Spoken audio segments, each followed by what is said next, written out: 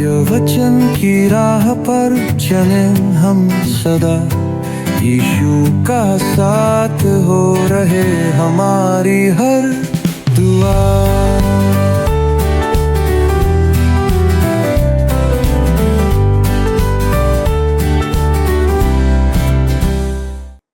प्रिय दर्शकों, मैं आप सभी का इस क्रमबद्ध बाइबल अध्ययन कार्यक्रम सत्य वचन में हार्दिक स्वागत करती हूँ।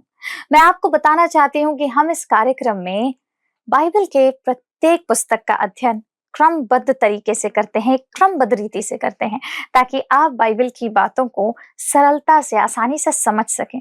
इसी क्रम में आज हमने जिस अध्ययन पर चर्चा की है, इसी पुस्तक से अध्ययन की चर्चा करेंगे और इसकी महत्वपूर्ण बातों को सीखेंगे। और मैं पूरा विश्वास करती हूँ कि आप इस अध्ययन के द्वारा अवश्य ही आत्मिक लाभ प्राप्त करेंगे। तो आइए हम परमेश्वर के दास के द्वारा वचन को समझें, सीखें। प्रभु में प्रिय सभी दर्शकगण, आपको हमारे परमेश्वर पिता और उसके पुत्र प्रभु यीशु मसीह के पवित्र और महिमामय नाम में प्रेम भरा नमस्कार।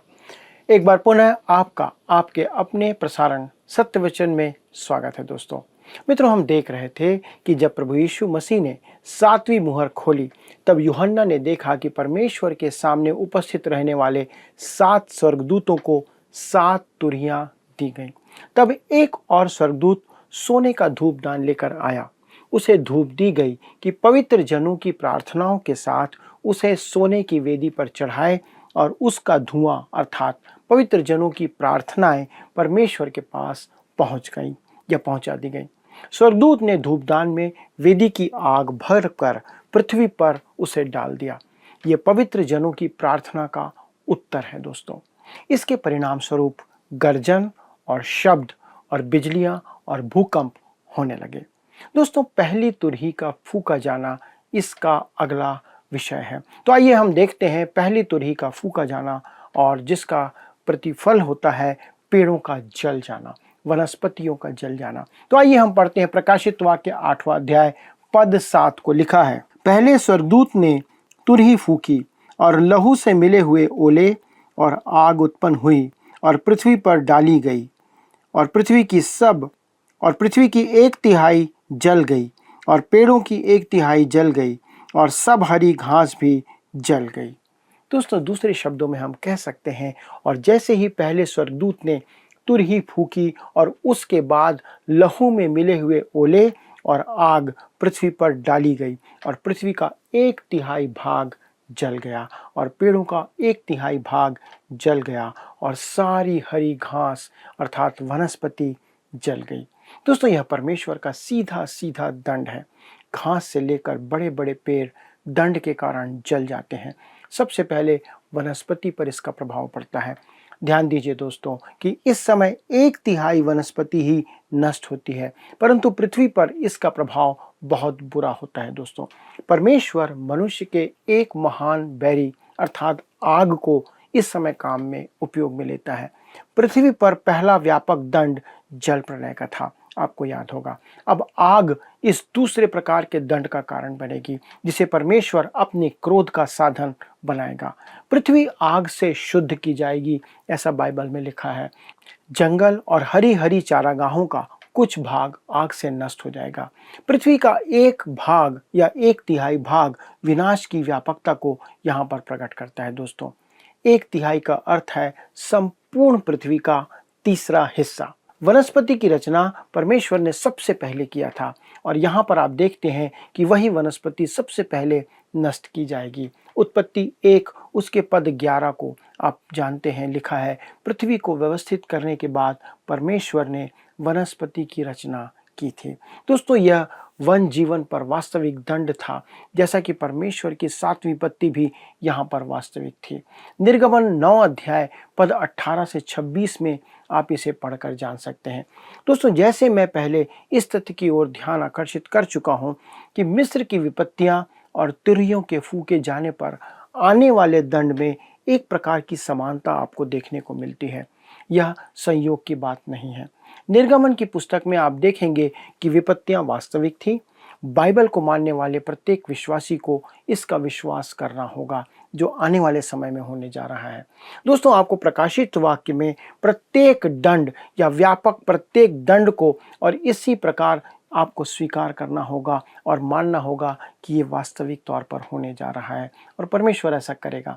मैं यह नहीं समझ पाता हूँ कई बार कि अर्थ निर्धारण की किसी विधि द्वारा आप बाइबल के एक अंश का एक अर्थ निकालते हैं और दूसरे अंश का कुछ और अर्थ निकालते हैं। ये असंभव है दोस्तों, ऐसा नहीं होना चाहिए। जब तक कि धर्मशास्त्र किसी बात को स्पष्ट रीति से ना करे तब तक आप ऐसा ना करें। मिस्र में ओले बरसने के विषय में लिखा हुआ है, जैसा निर्गमन 9 उसके 25 पद में लिखा है, इसलिए मिस्र भर के खेतों में क्या मनुष्य क्या पशु जितने थे सब ओलों से मारे गए। दोस्तों, यह मिस्र का 100% विनाश का काम था और प्रकाशित वाक्य में यह पृथ्वी पर 1/3 भाग के विनाश का कारण बनने जा रहा है।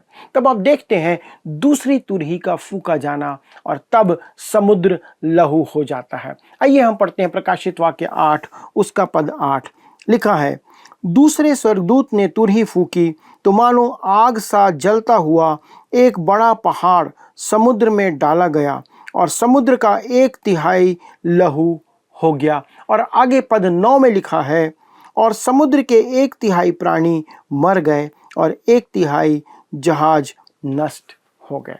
मित्रों, दूसरे शब्दों में जैसे ही दूसरे स्वर्गदूत ने तुरही फूकी तो मानो आग से जलता हुआ एक बड़ा पहाड़ समुद्र में डाल दिया गया, फेंक दिया गया और समुद्र का 1/3 भाग लोहू बन गया और समुद्र के 1/3 जीवधारी अर्थात जीवित प्राणी मर गए और 1/3 जहाज नष्ट हो गए। दोस्तों, समुद्र जो इस पृथ्वी के सबसे बड़े भाग को घेरे हुए है, वह परमेश्वर के इस सीधे न्याय को उसका कारण बनाने के द्वारा से प्रभावित किया जाता है। आपको याद होगा मित्रों, उत्पत्ति पहले अध्याय के 9 और 10 के अनुसार जिस दिन समुद्र का जल और सूखी भूमि एक दूसरे से अलग किए गए थे, उसी दिन पृथ्वी पर वनस्पति और पेड़ पौधे उगे थे। मैं चाहता हूं दोस्तों कि आप उस भाषा को समझने का प्रयास करें जिसका उपयोग यहाँ पर किया जा रहा है। कैसे ये कंपैरेटिवली आप देख सकते हैं, दोनों समानताएं हमें देखने को मिलती है। यूहन्ना यहाँ पर यह नहीं कह रहा है कि जलता हुआ पर्वत समुद्र में डाला गया, वह कहता है मानो आग सा जलता हुआ एक बड़ा पहाड़ समुद्र में डाला गया। दोस्तों, एक बड़े पहाड़ के समान कुछ था। हमें इस स्पष्ट अंतर को यहाँ पर उस पर ध्यान देना आवश्यक है, क्योंकि आमतौर पर यह होता है कि हम प्रकाशित वाक्य की सब बातें एक साथ जोड़कर उसे प्रतीकात्मक कह देते हैं। आप सोच रहे होंगे कि इस प्रकार आप बहुत सी परेशानियों से बच जाएंगे, परंतु सच बात तो यह है दोस्तों कि ये ऐसा कुछ होगा कि आप आसमान से गिरकर खजूर में अटक जाएंगे। एक समस्या से निकलकर दूसरी समस्या से आप घिर जाएंगे। यहाँ पर दोस्तों पहाड़ एक वास्तविक और रियल और स्पर्श की जा सकने वाली एक वस्तु को प्रकट करता है, जैसा कि यिर्मयाह 51 अध्याय के पद 25 में व्यक्त किया गया है, जहाँ परमेश्वर बेबीलोन के विषय में ऐसा कहता है, हे नाश करने वाले पहाड़ जिसके द्वारा सारी पृथ्वी नाश हुई है, यहोवा की यह वाणी है कि मैं तेरे विरुद्ध हूँ और हाथ बढ़ाकर तुझे डांगों पर से लुढ़का दूंगा और जला हुआ पहाड़ बनाऊंगा। दोस्तों, इस समय एक वास्तविक पुंज वास्तविक समुद्र में गिरता है और 1/3 समुद्र वास्तव में रक्त रंजित अर्थात लहू समान हो जाता है और सब जीवित प्राणियों का 1/3 भाग जो समुद्र में है वे वास्तव में मारे जाएंगे। इससे अधिक सीधा और स्पष्ट इस बात का प्रमाण कोई और नहीं हो सकता कि हम इसे इस रीति से ना समझें। सब उपस्थित राष्ट्रों के वास्तविक जहाज़ों का भी 1/3 भाग वास्तव में उस समय नष्ट हो जाएगा। यदि हम यूहन्ना को अपनी बात कहने दें तो वह अपनी बात बहुत ही स्पष्ट रीति से यहाँ पर प्रकट कर रहा है, हमें सिर्फ उस पर विश्वास करना है। दोस्तों, हमारे लिए यहाँ पर प्रतीकों की खोज करना व्यर्थ है, क्योंकि यूहन्ना यहाँ पर नहीं कह रहा है कि ये सब प्रतीक हैं।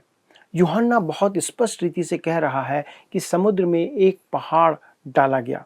यह क्या हो सकता है दोस्तों, मैं यह नहीं जानता। इसके 2 कारण हैं। पहला तो यह है कि यूहन्ना ने ना तो मुझे ये कहा है, ना उसने इस बात को प्रकट किया और ना ही किसी और को उसने बताया है। अतः इसका कारण यह है कि मैं उस समय यहाँ नहीं रहूँगा कि समाचार पत्रों के द्वारा पढ़कर मैं जान सकूं कि वहाँ पर क्या डाला गया है या कौन सा पहाड़ गिरा है। समाचार पत्रों में और टीवी में तो प्रायः हमें अशुभ समाचार ही देखने और सुनने को मिलते हैं, और महाक्लेश के समय में तो ये जो अशुभ समाचार हैं इनकी संख्या बहुत बढ़ जाएगी, और हर दिन हर पल ऐसे बुरे समाचार जो हैं वो प्रसारित किए जाते रहेंगे। यह सब देखने और सुनने के लिए वहाँ पर विश्वासी नहीं होंगे। अगर विश्वासी यदि आप हैं तो आप यहाँ से उठा लिए जाएंगे। अतः मुझे इसकी अधिक चिंता नहीं है, वरन यह मसीह का त्याग करने वाले संसार के लिए जो परमेश्वर के वचन की निंदा करता है, यह एक भयानक त्रासदी का समय होगा। दोस्तों, यह बात विश्वासी के मन को दुखी करती है, वरन दुख तो और भी अधिक होना चाहिए हमें। हमसे हमारे मन पर ही नहीं, हमारी इच्छा और हमारे पाँव पर भी इसका प्रभाव पड़ता है कि हमें इस संसार में परमेश्वर के वचन को फैलाने के लिए कितना अधिक प्रयास और करना चाहिए दोस्तों, कि ये संसार इस क्लेश से बचाया जा सके। दोस्तों, यह हमारा उत्तरदायित्व है, यह आपका उत्तरदायित्व है, ये हम सभी विश्वासियों का उत्तरदायित्व है। मैं तो कहूँगा यह बहुत ही गंभीर उत्तरदायित्व है। दोस्तों, हम इस दंड को पृथ्वी पर आने से रोक तो नहीं सकते हैं, परंतु हम परमेश्वर के वचन का प्रसारण करके लोगों को सुनाकर हम इस पृथ्वी पर रहने वाली उस जनसंख्या को उस महाक्लेश में पड़ने से कम कर सकते हैं। हम उनकी संख्या को कम कर सकते हैं। हम परमेश्वर के साथ ले जाए जाने वाले लोगों की संख्या बढ़ा सकते हैं और उस भयानक समय में कमी ला सकते हैं। दोस्तों, तब हम आते हैं तीसरी तुरही के फूके जाने पर, जहां पर उसका जो परिणाम होता है कि पानी कड़वा हो जाता है। आइए हम पढ़ते हैं प्रकाशित वाक्य 8 अध्याय उसका 10 और 11 पद। कहता है, तीसरे स्वर्गदूत ने तुरही फूकी और एक बड़ा तारा जो मशाल के समान जलता था स्वर्ग से टूटा और नदियों की 1/3 पर और पानी के सोतों पर आ पड़ा। उस तारे का नाम नागदौना है और 1/3 पानी नागदौना सा कड़वा हो गया और बहुत से मनुष्य उस पानी के कड़वे हो जाने से मर गए। दूसरे शब्दों में दोस्तों, यूहन्ना कह रहा है कि और तीसरे स्वर्गदूत ने जैसे ही तुरही फूकी और एक बड़ा तारा जो मशाल की तरह जल रहा था स्वर्ग से गिरा और नदियों के 1/3 हिस्से पर और पानी के झरनों पर गिरा। दोस्तों, उस तारे का नाम नागदौना है, जो कि यूनानी भाषा में एप्सिंथोस कहा गया है, और पानी का 1/3 नागदौना बन गया और बहुत से लोग पानी के कड़वा हो जाने के कारण मर गए। दोस्तों, आज हम एक ऐसे संसार में जी रहे हैं जहां प्रदूषण के बारे में बहुत बात की जाती है, और यह एक वास्तविक समस्या भी है। मनुष्य समुद्र के सारे जल को प्रदूषित करते आ रहा है। व्यक्तिगत रूप से मुझे लगता है कि अगर मनुष्य को जीवित रहना है तो उसे संसार के जल को साफ करने के लिए मजबूर होना पड़ेगा। हमें जल को साफ रखना होगा। आत्म संरक्षण के प्रकृति का पहला नियम माना जाता है दोस्तों, और मनुष्य इस छोटी सी धरती पर टिके रहना चाहता है, इसलिए वह इसके बारे में कुछ करना चाहता है। महाक्लेश के समय में दोस्तों, ताज़ा पानी प्रदूषित किया जाएगा और मानव जाति के लिए उपलब्ध पीने का पानी भी दूषित हो जाएगा। इसका मतलब यह है कि उसका 1/3 हिस्सा इससे प्रभावित होगा। हमारे देश में भी दोस्तों, राजस्थान के निवासी पानी की कमी को जानते हैं और उसका अनुभव वे कर चुके हैं। हम में से बहुतों को यह अनुभव हुआ होगा, कई बार हमारे पास पीने को पानी नहीं होता है। मनुष्यों एवं पशुओं के लिए स्वच्छ जल की आवश्यकता होती है। हम पानी पर कितना निर्भर हैं यह हमें तभी पता चलता है जब पीने के लिए हमारे पास पानी नहीं होता है। आज पीने का पानी बोतलों में बंद करके बेचा जा रहा है, जिसकी कीमत से आप वाकिफ़ हैं दोस्तों। आज भी आप बहुत से शहरों और गाँव में पीने के पानी की कमी को देख सकते हैं, जब लोग मीलों दूर से पीने का पानी लाने को मजबूर हो जाते हैं। मित्रों, मिस्र से निकलकर जब इस्राएली लाल सागर पार करके मरीबा आए, जहाँ पानी कड़वा था, तब मूसा को आज्ञा दी गई कि वह एक विशेष वृक्ष की डाल को काटकर पानी में डाल दे कि वह मीठा हो जाए। मित्रों, प्रकाशित वाक्य की पुस्तक में एक उल्का पिंड पानी में गिरता है जिससे पानी कड़वा हो जाता है। मूसा ने जो पेड़ काटकर पानी में डाला था वह कोई और नहीं, प्रभु यीशु मसीह के क्रूस का प्रतीक है।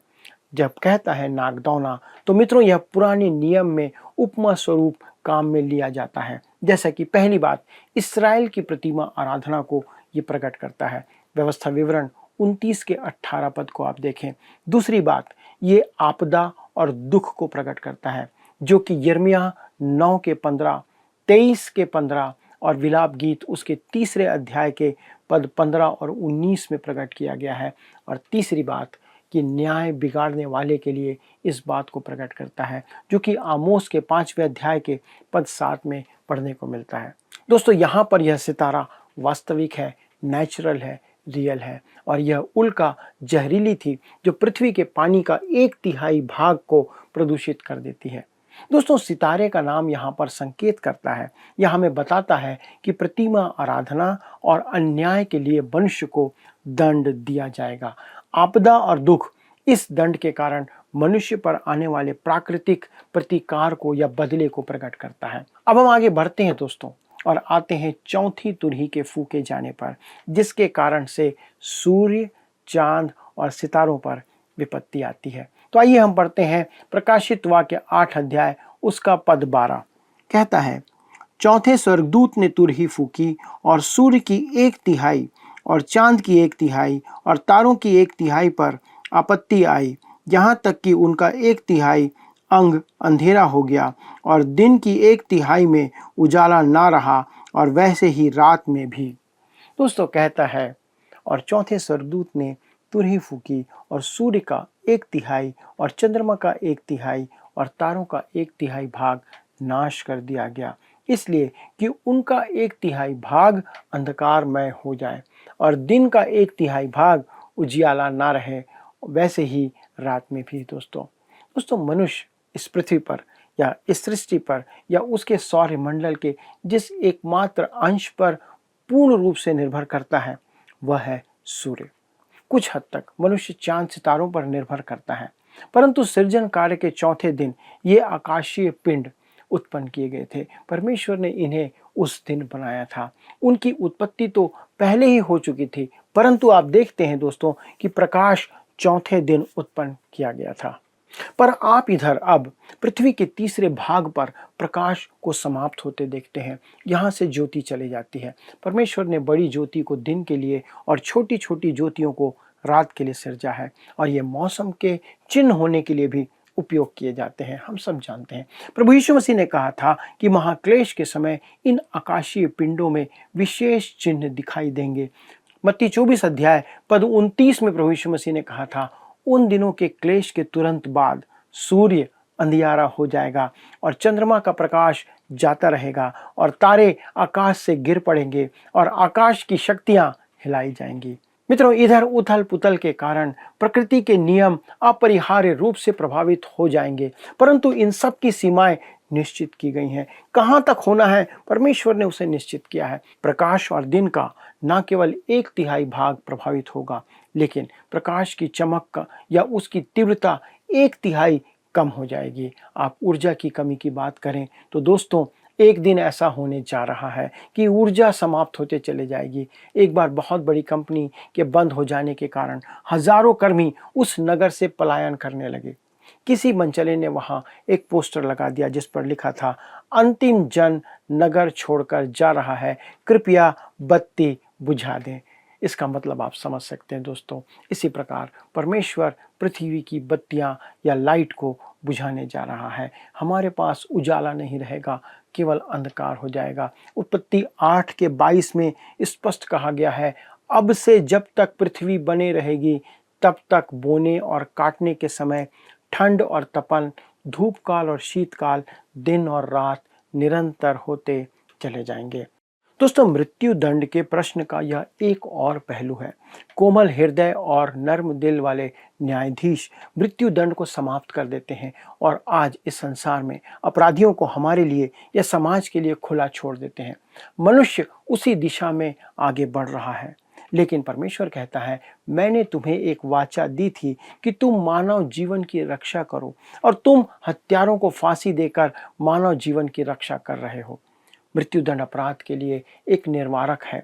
जो कोई भी कहता है कि यह अपराध के लिए निवारक नहीं है, वह रेत में सिर गड़ा करके शुतुरमुर्ग के समान काम करता है।